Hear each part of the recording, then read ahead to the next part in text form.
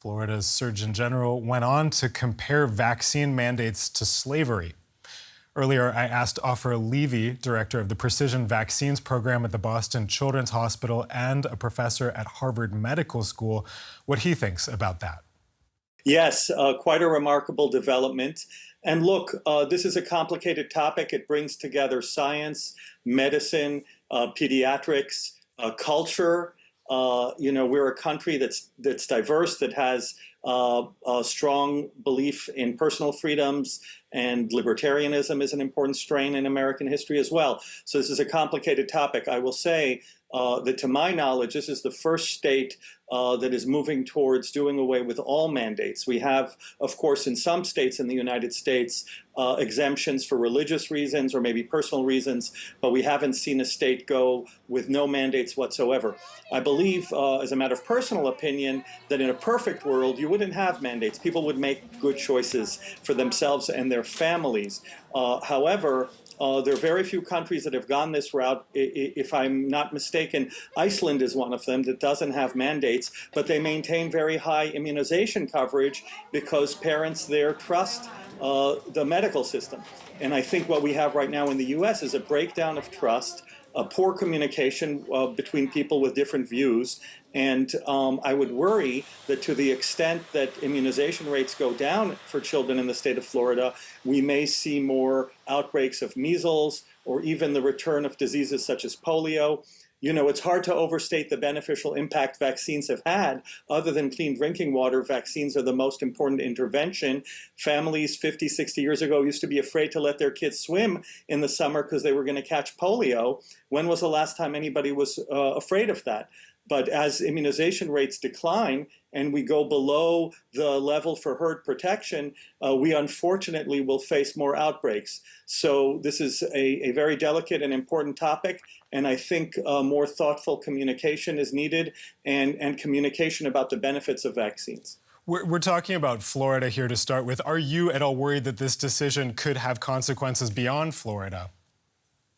Of course. I mean, we're talking, first of all, about children. So first of all, the health of those children and the risk of infection for those children, but also when they get an infection, they can bring it home and pass it on to perhaps a grandparent who's elder and might have weaker immunity, or maybe somebody in the household has cancer or is getting immunotherapeutics, so they have a weak immune system. And then, of course, infectious diseases don't respect state borders. They don't respect political parties. They just spread biologically. So, of course, whenever you're talking about infectious diseases, the decision of an individual also impacts others to the extent that the vaccine can help stop transmission.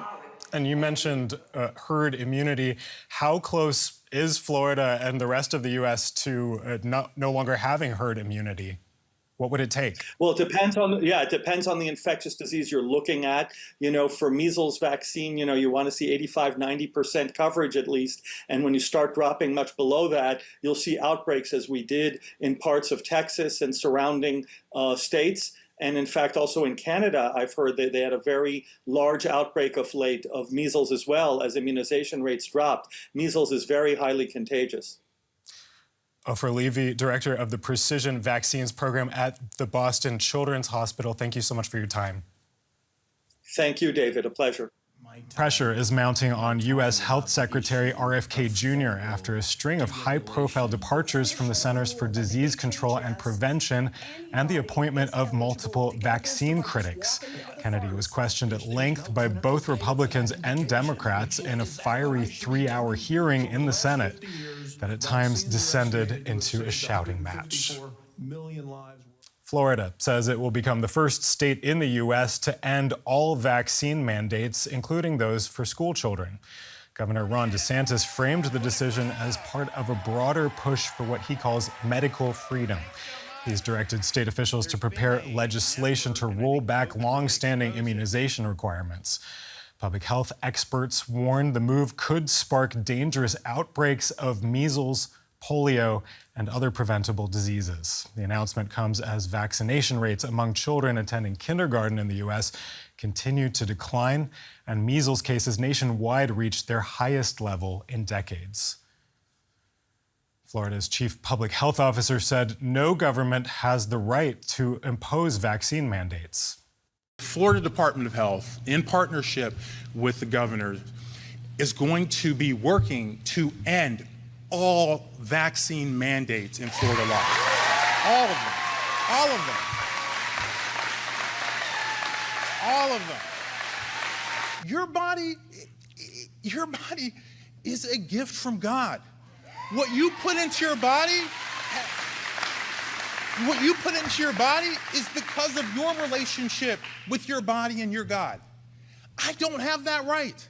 Government does not have that right.